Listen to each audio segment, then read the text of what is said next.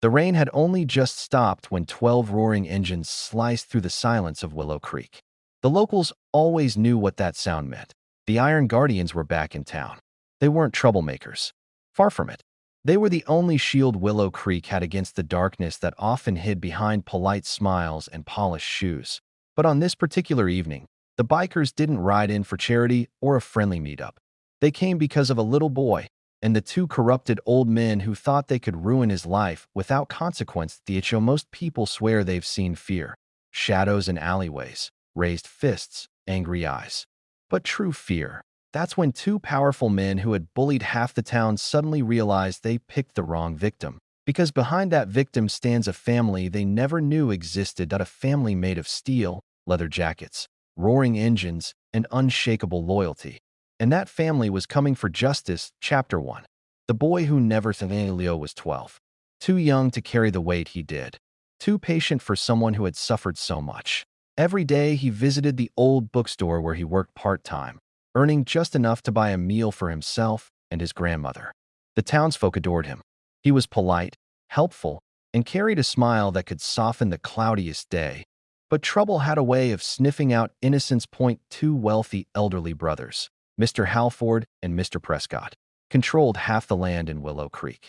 For decades, they used their money to silence complaints and intimidate anyone who objected to their greed. To them, people were pawns. And Leo? Just another child they could exploit. They made him carry heavy boxes alone, withheld his wages, and threatened to fire him if he told anyone. Leo stayed silent because he needed the job. One rainy afternoon, everything changed. Leo performed a small favor, helping an old biker with a flat tire outside the bookstore. The biker, Crash Thompson, thanked the boy with a laugh and a handshake. Leo had no idea who Crash really was, and Crash had no idea what the boy was going through. But fate wasn't done connecting them. Chapter 2. The night everything went doubly. The townspeople later said the storm that night was a warning. Leo arrived early for work, only to find Mr. Halford and Mr. Prescott waiting. Their faces were red with fury. "Where is the money?" Halford hissed. What money?" Leo asked, confused. They accused him of stealing from the shop's donation jar, money neither of them ever donated to. A false accusation crafted only to justify firing him. To them, destroying a child's livelihood was nothing. Prescott shoved Leo so hard he hit the floor. The brothers threatened to blacklist him from every shop in town. "You'll never work here again," Halford snarled. "And your grandmother will starve." But someone had heard everything. Crash Thompson, sheltering from the rain under the shop's awning, saw the boy run out crying. Something inside the hardened biker snapped. He followed Leo to the alley behind the store and knelt beside him. "Kid, who did this to you?" Leo tried to wipe his tears, pretending he was fine, but Crash wasn't fooled. The boy stammered the truth, every detail. Crash didn't raise his voice. He didn't curse. He simply nodded once. "I'll take care of it." But Crash wasn't going alone. Chapter 3.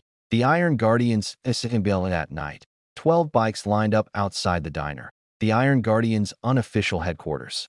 Crash stood before them, soaked, angry, and determined that he didn't tell them everything. He didn't have to. The Iron Guardians valued children. Protecting the vulnerable was the heart of their oath. When Crash finished talking, their leader, Mason Steelheart Crow, cracked his knuckles. "No child gets hurt on our watch. Not in this town. Not ever." Engine started. Headlights glowed. They rode like thunder into the night. Chapter 4. The Senefar and Mr. Halford and Mr. Prescott, smug and satisfied, were sipping tea in their mansion when the rumble of engines shook the windows. They rushed outside. 12 bikers stood at their gate, faces unreadable, jackets dripping rain. Crash stepped forward. Mason stepped beside him. "You hurt a kid," Mason said calmly. "A hard-working kid, and we don't tolerate that." Halford laughed nervously. "You have no authority here." "Good," Mason replied. "Because this isn't about authority. It's about decency." The bikers revealed evidence. Witnesses, security footage, statements from townspeople. The old men paled. Their empire of intimidation was crumbling. But the bikers weren't there to beat them or scare them into silence. They came for something else entirely. Accountability. Chapter 5.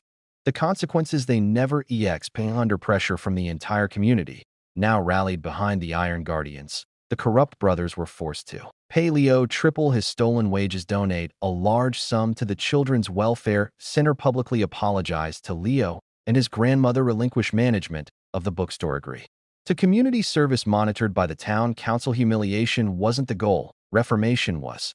The townspeople watched as two men who had terrorized Willow Creek for decades finally bowed their heads in shame. Leo, standing beside Crash, whispered, "Why didn't you hurt them? They hurt so many people." Crash put a hand on his shoulder. "Kid, real strength isn't in breaking bones.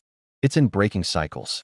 Chapter 6. Hope returns. Leo's life transformed that he received a better job, community support, and, most importantly, newfound confidence. His grandmother cried tears of joy when the Iron Guardians repaired their house for free. Crash became like an uncle to him. Mason taught him to fix bikes. The other bikers showered him with love and protection for the first time in years. Leo felt safe. As for Halford and Prescott, something unexpected happened. Community service humbled them. They met people whose lives they had damaged. And slowly, they began to change, not fully, not perfectly, but enough to realize the world didn't revolve around their greed. Chapter 7. The inspired, and months later, at the town festival, Leo took the stage and thanked the Iron Guardians for saving him. Not with violence, but with integrity. "You taught me," Leo said, voice shaking, "that true power is using your strength to protect, not to harm. And I promise to grow up and become someone who protects others, just like you did for me." The bikers lowered their heads, touched. Crash whispered to Mason, "The kid's gonna be a leader one day." Mason smiled. "He already is." And for the first time in a long time, Willow Creek felt united. Strong. Safe. Because justice doesn't always roar with anger. Sometimes, justice rides in quietly on two wheels, wearing leather, carrying heart. Sparkle's final message to viewers for your video. If this story moved you, please share your thoughts in the comments.